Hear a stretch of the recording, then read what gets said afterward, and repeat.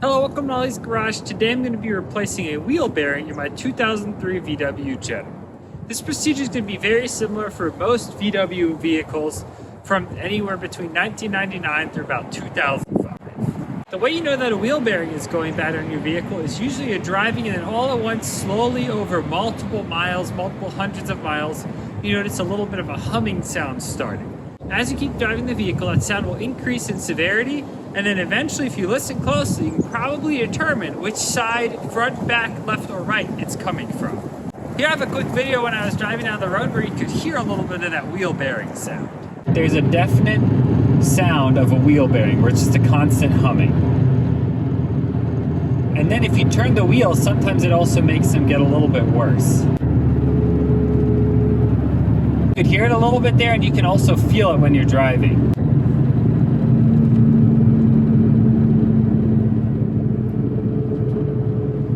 I've narrowed the defective bearing down to the front driver's side, or the front left side of the vehicle, and I purchased this wheel bearing repair kit.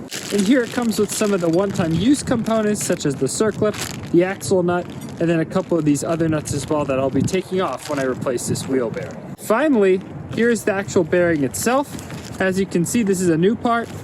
Looks really good, super nice and sturdy. That's what we're going to be installing today. And as always, I'll make sure to put links and part numbers in the description below. Let's get started. Before we jack the vehicle up, we need to crack loose this axle nut right here. This is a 30mm 12 point, and you're probably best off if you just get a really big breaker bar.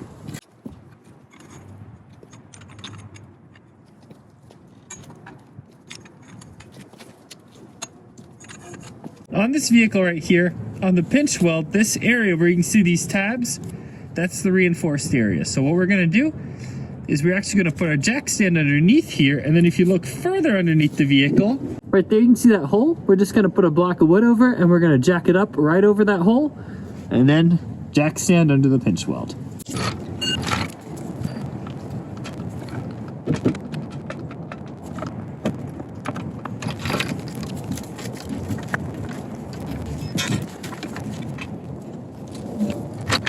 Now that the vehicle's jacked up, let's give it a good shake. All right, it's all nice and sturdy, let's get to work. We have to remove the tire. What we have to do in here now is basically remove this entire spindle piece. You could actually do the wheel bearing on the car, but I find it a little bit easier if you just remove the spindle.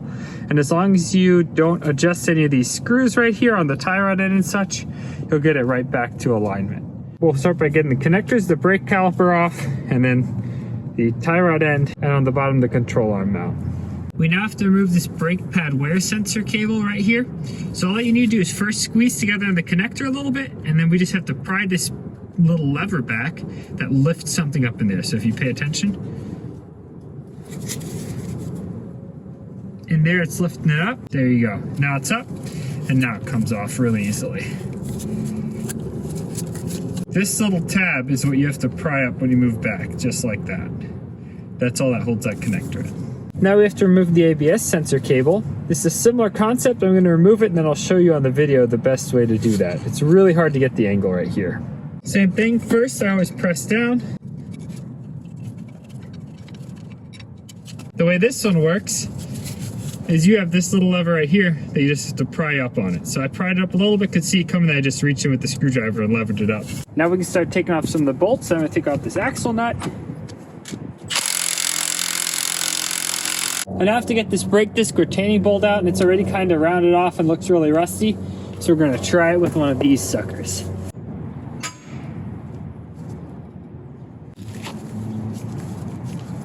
I'm gonna remove this nut holding this wire in right here. All right, that's it. Slide out the wire. Now we can remove the brake caliper, pop out this little plastic cover in the back. Inside there's a little hex socket, and that's an 8mm.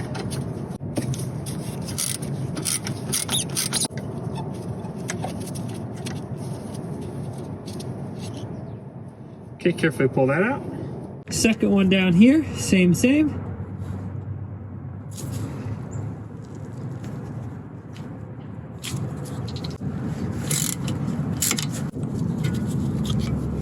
Wiggle it on out. Now you can just work this brake caliper straight off. And then we don't just want to leave this dangle. Oh, it's already starting to get worn on that wire. That's how this works. Once this wire gets worn through, then the light comes on. We've got this hanging up in a way. We just don't want it dangling on the brake line because that can ruin the brake line. And then you find out when you brake. So we don't want that. Now remove the disc. We can now remove this nut right here and then actually push out the entire bolt. Thread's all gone now.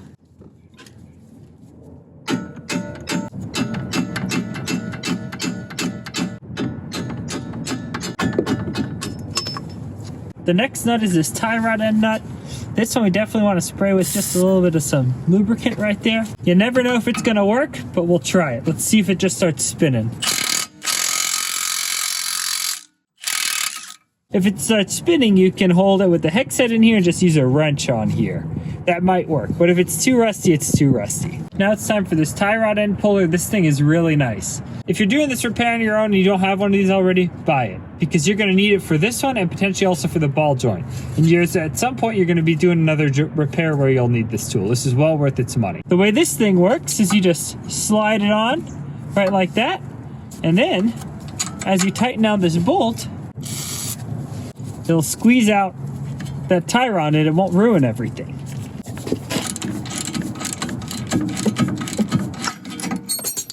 Boom, just like that. Look at that, didn't ruin a single thing. At this point, we now need to remove this whole knuckle from the shock right here. So if you need to, you can take a chisel and drive it in the back right here to try to spread this out a little bit.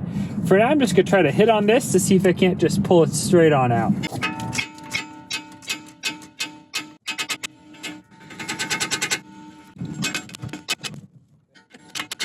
Just need a little bit of leverage to pop it off right here.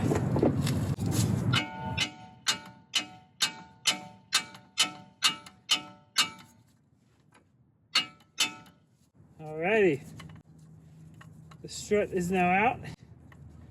We move that to the side, let off our lever. We can now turn this and tilt it to remove the axle. This reveals our last obstacle and challenge. Spray this nut as well with just a little bit of penetrating oil. And then we'll try to, again, crack it loose with our impact. Had to get a little creative here. This ought to work.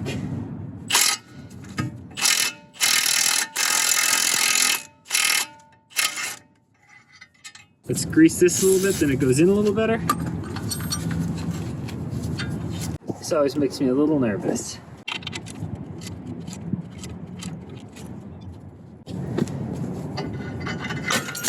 Here we have the part. Let's take it to the old press and get working. I also pulled this little shield off, but if you look at this bearing in here, the whole thing wobbles. Definitely time to replace it. First, I'm going to press out this hub, so we're just using this little adapter to press just specifically on this hub. Once the hub is out, then we'll get the bearing out.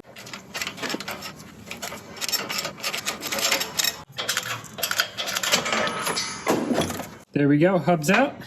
And now on this side, we have to remove this clip.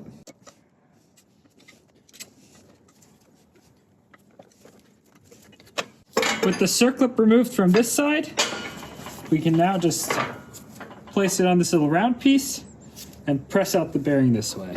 Get something to press it out with that's just slightly smaller than the inside here, just like that. I always like to get creative and stack things on top so I don't have to move the press as far.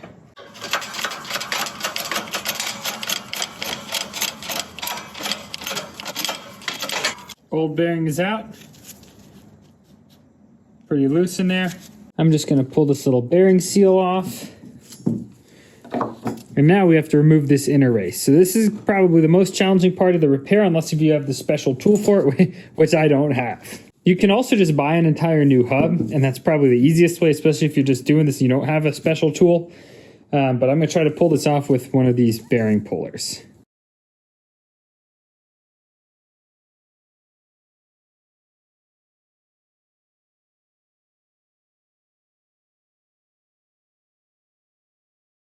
That worked actually really well.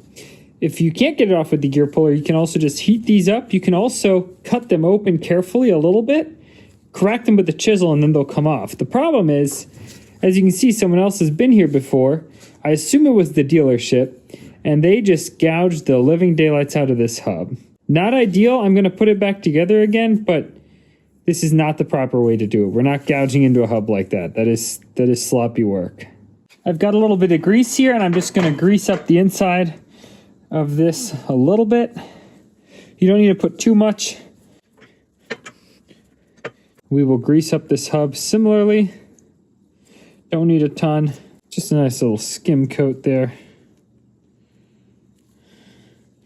And then we're also going to grease up these splines where that axle slides with the extra. That'll make the axle really easy to pull out the next time. Just like that. It's time to now press this bearing in. The key is we only want to press on this outside. If you press on this inside, you're going to ruin it. So I've got this little adapter right here. As you can see, it's just barely smaller than the outside, but it's still pressing on that outside. So we're going to use that to press it on in. Underneath here, I just have one of those big round discs sitting. Again, you could do this entire thing on the car, but it's just so much easier to do it on a press. Okay, get that started. Lay this on top.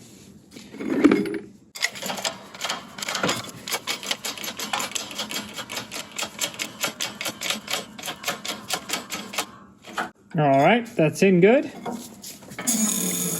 With the bearing pressed in, now install the new circlip. And don't forget to install this thing before you press in the hub. Otherwise, you have to ruin a bearing in the process.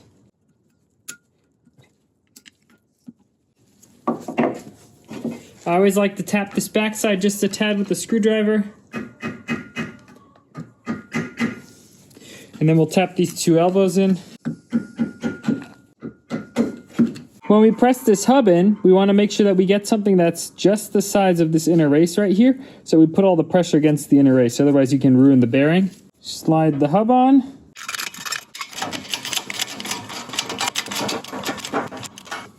With everything put back together, I have greased this inside portion here as well, just so that, you know, the next time I have to take it apart, it's a little easier to do. We can now start assembling everything again. I'm going to scoot this over the lower ball joint. Now we can get our new bolt here for the lower ball joint. Now I have to tighten this ball joint nut down. I've got my T40 Torx in there holding the ball joint so it doesn't spin. I'm just going to start it with this wrench. 33 foot-pounds or 45 Newton meters. Now we can put the axle back in.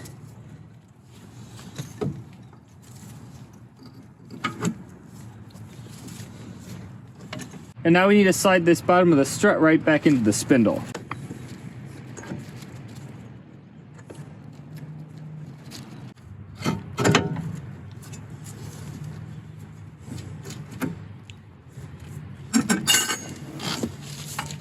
Alrighty. You want to make sure that groove is lined up with that tab so that it can slide in together.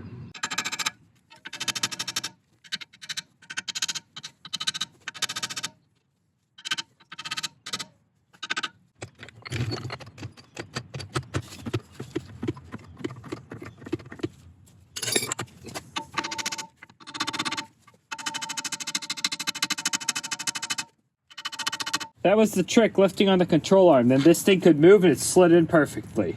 We can move on to our tie rod end. Slide that on it. Start applying the nut. And it's also starting to spin, so we'll do the same trick as the last time. This one is also 45 Newton meters or 33 foot-pounds. Now we need to put this bolt back through.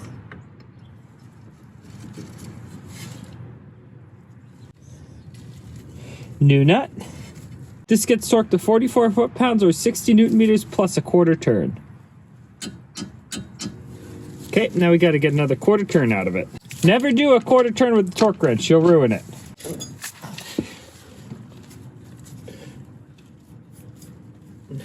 There we go.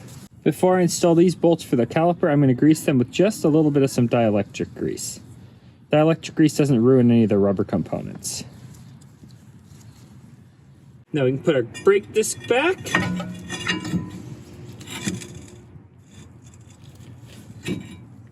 Now you can grab that caliper, slide it over the brake disc, and you want to make sure that these two tabs go over the bottom there. And then just slide it into the top like that. Now you can grab this pin, slide it in. The same on the bottom here. Torque these to 21 foot-pounds or 28 Newton meters. Don't forget to install these little caps. This wire just connects right here. Like that. Over here we'll slide the wire into this little tab. And then we will connect the ABS sensor down here.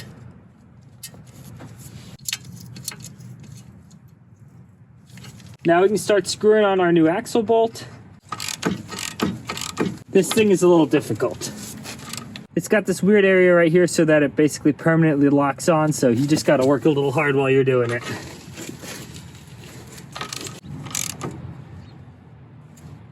Just snug for now, that's good. Now you can put the wheel back. I have the axle nut snug down. I have these just tight. I haven't torqued any of this stuff yet. Let's take the car off jack stands. There's a procedure to torquing this nut. First, torque it to 148 foot-pounds or 200 Newton meters.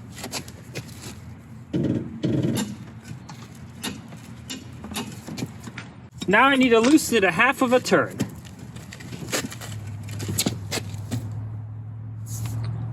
Now I have to turn the wheel a half of a turn.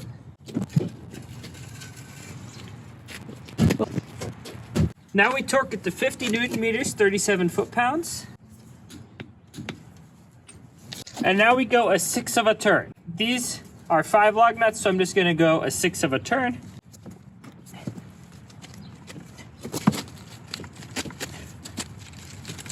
There we go.